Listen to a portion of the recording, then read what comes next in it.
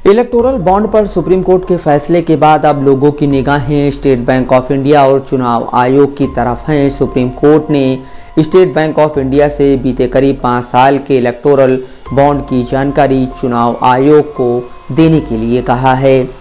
दिल्ली में छपने वाले अखबारों में इसे पहले पन्ने पर जगह दी गई है। इंडियन एक्सप्रेस ने अपनी रिपोर्ट में कहा है कि चुनाव आयोग के अधिकारियों को उम्मीद है कि सुप्रीम कोर्ट के आदेश के बाद संभवतः 13 मार्च तक चुनावी बॉन्ड्स के बारे में जानकारी मिल सकेगी। सुप्रीम कोर्ट ने कहा है कि एसबीआई चुनाव आयोग को जानकारी मुहैया कराएगा और चुनाव आयोग इस जानकारी को 31 मार्च तक अपनी वेबसाइट पर प्रकाशित करेगा। चुनाव आयोग के एक अधिकारी ने कहा, हमें अब तक कोर्ट का पूरा आदेश पढ़ने का मौका नहीं मिला है, लेकिन ये साफ है कि एसबीआई को उन लोगों के नाम बताने होंगे जिन्होंने इलेक्टोरल बॉन्ड्स खरीदे हैं, इसमें कोई शंका नहीं है।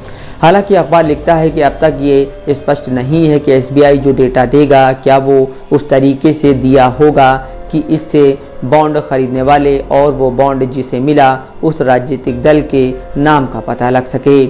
अधिकारी ने अखबार को बताया, अगर आसान तरीके से डेटा ना भी दिया जाए तो भी बॉन्ड खरीदने वाले और उसे भुनाने वाले दल के नाम का पता लगाना नामुमकिन नहीं है। इसके लिए थोड़ा वक्त निकाल कर मेहनत करनी होगी और कई ऐसे लोग हैं जो ये पता करने के लिए उत्सुक रहेंगे। सुप्रीम कोर्ट ने एसबीआई से कहा कि वो अपनी आधिकारिक शाखाओं से खरीदे गए सभी इलेक्टोरल बॉन्ड्स की जानकारी दे। इसमें बॉन्ड खरीदने की तारीख, खरीदने वाले का नाम और बॉन्ड का मूल्य शामिल है। बैंक से ये भी कहा गया है कि वो इस बात का विवरण दे कि किस राजनीतिक पार्टी ने कितने बॉन्ड भुनाए हैं। इसमें बॉन्ड भुनाने की तारीख और राशि का लेखा जोखा शामिल है। अखबार लिखता है कि एसबीआई के पास बॉन्ड खरीदने वाले हर व्यक्ति का आधार कार्ड और पैन कार्ड से जुड़ी जानकारी है। चुनाव अधिकारी के मुताबिक अभी ये नहीं कहा जा सकता है कि एसबीआई से मिली जानकारी को आयोग उसी तरह सार्वजनिक करेगा या फिर उसे लोगों की समझ के लिए आसान तरीके से पेश करेगा। इलेक्टोरल बॉन्ड पर चुनाव आयोग ने कोर्ट में कहा था कि इससे पारदर्शिता नहीं बनी रहती। 2019 में कोर्ट में दिए गए एक हलफनामे में आयोग ने कहा था कि राजनीतिक फंडिंग से संबंधित कानूनों में किए गए बदलावों के पारदर्शिता पर गंभीर परिणाम होंगे। पूर्व मुख्य चुनाव आयुक्त एसवाई कुरैशी ने इसी मुद्दे पर इंडियन एक्सप्रेस में एक लेख लिखा है। उन्होंने कोर्ट के फैसले का स्वागत किया है और लिखा है कि 15 फरवरी 2024 की तारीख को इतिहास के पन्नों में सुनहरे अक्षरों में लिखा जाएगा। कोर्ट ने इलेक्टोरल बॉन्ड को सूचना के अधिकार का उल्लंघन बताया है। कुरैशी लिखते हैं कि कोर्ट ने सरकार के वकीलों के लगभग हर तर्क को कड़ी टिप्पणियों के साथ खारिज कर दिया और कहा कि संविधान केवल इसलिए आंखें नहीं मूंद सकता कि इसके गलत इस्तेमाल की संभावना है। काले धन पर लगाम लगाने के लिए इलेक्टोरल बॉन्ड एकमात्र आधार नहीं है।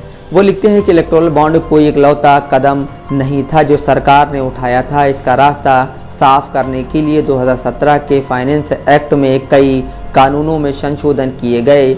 इनमें भारतीय रिजर्व बैंक कानून, company act, income tax act 1961, representation of people act और फॉरेन कंट्रीब्यूशन रेगुलेशन एक्ट शामिल है। वो समझाते हैं कंपनियों के लिए पहले ये सीमा थी कि वो अपने मुनाफे का 7.5% हिस्सा ही दान कर सकते हैं। इसे हटा दिया गया जिससे अब वो अपने मुनाफे का 100% राजनीतिक पार्टी को दान कर सकते थे। इसके बाद नुकसान में जा रही कंपनियां भी दान कर सकती थीं। द हिंदू ने इलेक्टोरल बॉन्ड पर पूर्व मुख्य चुनाव आयुक्त नवीन चावला का बयान छापा है। चावला ने कहा है कि अगर इस पूरी स्कीम को पारदर्शिता की दलील देते हुए लाया भी गया था तो इसका असर उल्टा पड़ा। उनका कहना है कि इसमें नाम छिपा सकने की संभावना इतनी अधिक थी कि राजनीतिक दलों और उन्हें दान देने वालों को इससे बहुत फायदा हुआ। इससे पारदर्शिता तो नहीं बढ़ी लेकिन इसका असर एकदम उल्टा हुआ। एक अन्य पूर्व मुख्य चुनाव आयुक्त ओपी रावत ने कहा, 2017 में जब योजना को फाइनेंस बिल के हिस्से के रूप में लाया गया था उस वक्त उसे लेकर चुनाव आयोग ने जो चिंताएं जताई थीं, कोर्ट ने अपने फैसले में उन सभी को संबोधित किया है। Bureau report, Dastak live news.